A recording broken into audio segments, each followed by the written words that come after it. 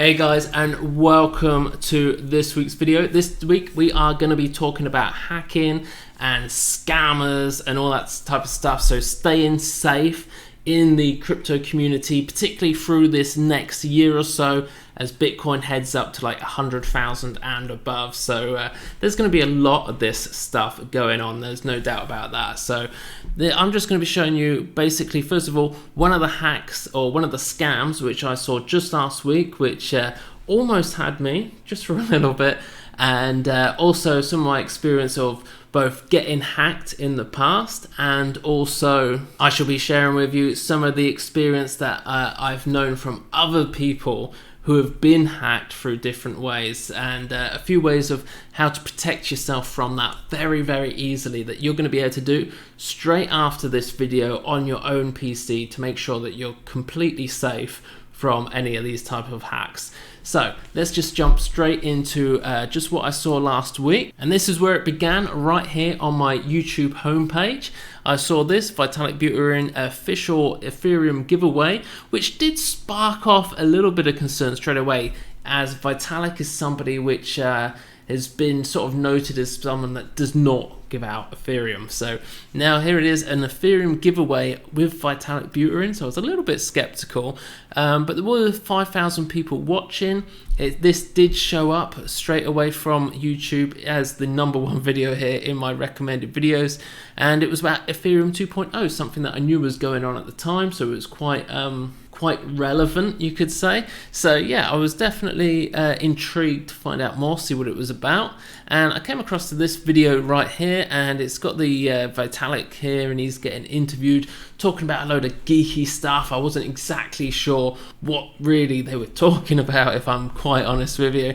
And over here you had live transaction feed, and it says more details about the giveaway can be found in the description below.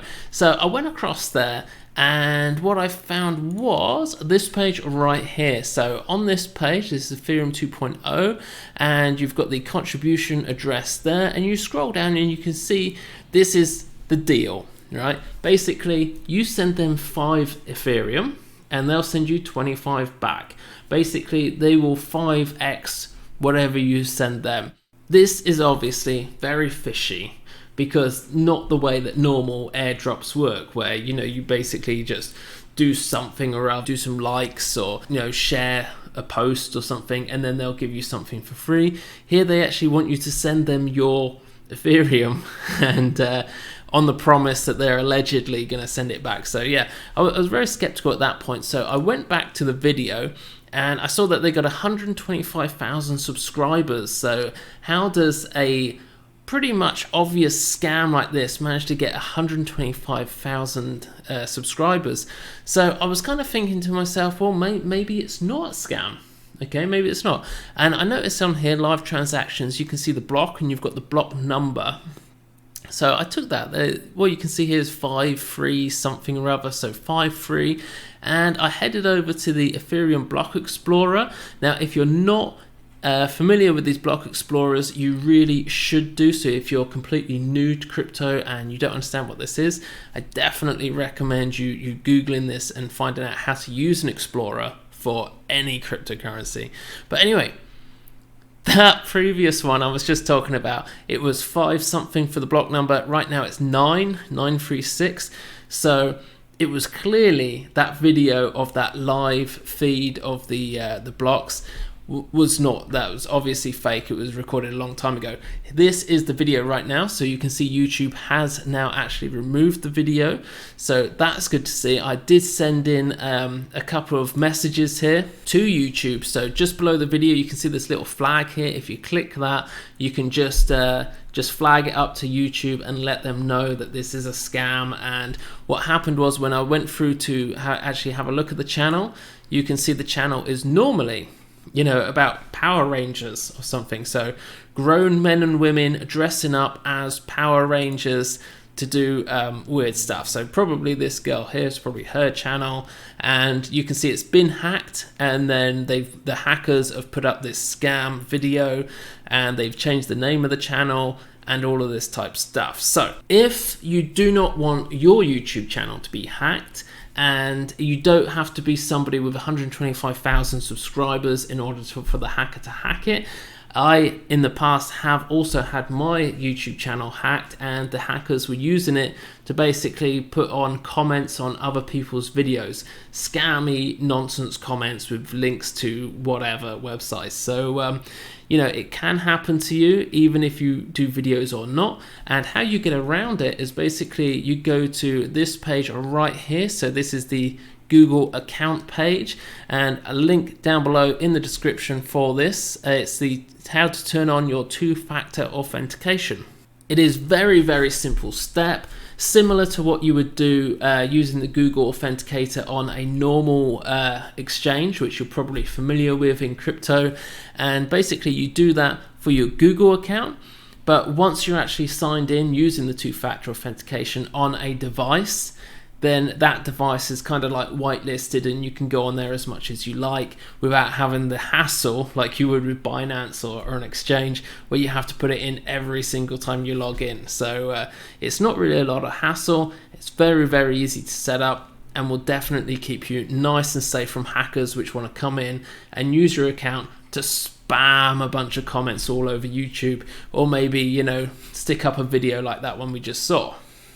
And since we're talking about exchanges, obviously it goes without saying that you should never ever leave any of your money on an exchange unless you're actually trading it. So if you've got like some orders in place, you've got some money sat there waiting for it to be filled, that is fine. However, if you just got cash just sat on an exchange waiting to be hacked, it's not a good idea. You want to get yourself one of those little Trezor wallets or a Nano Ledger S, so you can actually take that offline, stick it onto a little hardware wallet like that, stick it in a safe or just somewhere where no one's going to find it, and just keep your crypto safe, particularly as that is going to go up in value and be worth a lot more in the future. So treat it like it already is worth that amount. Now then, this next one is something which hasn't happened to me. However, it has happened to somebody that I know, and they lost a significant amount of crypto. So I really recommend that you do this. Now, how to avoid this? You can set this up on your computer. It only takes a couple of seconds to actually stop this attack from actually happening to you. But if it does happen, it can be devastating. Okay, so what happens in crypto is you have to download lots of different wallets to hold these different coins, particularly if you're investing in sort of low market cap coins. And all of the mining and these wallets seem to always throw up these flags for antivirus software, and that's pretty normal in most cases, pretty much all cases to be honest. So the standard way to get around that is simply to go into your antivirus software and allow it to just do whatever it wants, and that's quite normal. However, if those wallets are infected with some sort of malware that's going to enable an attacker to actually gain access to your computer, then you're in big trouble. Okay, so what happened to my friend was he actually downloaded some sort of coins wallet, and he then went to sleep. He put his laptop down, it was in standby mode. So, you know, like maybe you're just watching some YouTube channel and, you know, you're getting a bit tired. You don't actually turn off your computer or your PC, your laptop. You just shut it down onto standby. The attacker can actually still access your computer at that point. Unless it's actually completely turned off at the mains, they can still access it. So what they did was they just accessed via remote into the computer, took control of the computer, took some backups of his wallets, sent them to themselves, I imagine, and basically run up new versions of his wallet and stole all of his money. And that is a very real threat. It's definitely something that can happen to you, but it's very easily avoided. So if you do have Windows, all you need to do is head over here to the control panel, maybe go up there to the search and just stick in remote, because what you're doing is you're looking for remote access. And oh, what's it doing here? Here we go, stick in remote. So here we go, allow remote access to your computer. Now if we click on this, we can see that I have mine not checked. So normally I believe it looks something like this. So allow remote connections. The reason why by default Windows allows this is so that the tech people, when someone would have a problem with the computer, they ring up the tech services and they can just take access to the computer nice and easily and resolve whatever problem that the customer has. So by default, this is actually always set up for Windows to be enabled for some sort of access. What you want to do is you want to turn all of that off. If you're using crypto, you're downloading wallets on the internet, definitely turn that off, and that will stop any of that from ever being a problem. So that is about it for this week. Obviously, normal rules apply. Always do a bit of due diligence like I did there with the Block Explorer. Always look into things. Don't be gullible.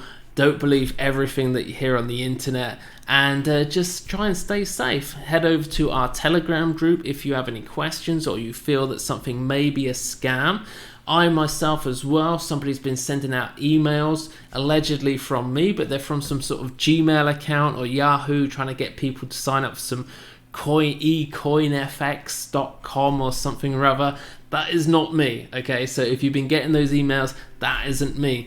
Also, a few weeks ago on Facebook, there was some guy that had hacked into a bunch of my Facebook friends, trying to get them to give apparently what they thought was me, to give me money to invest in Bitcoin for them.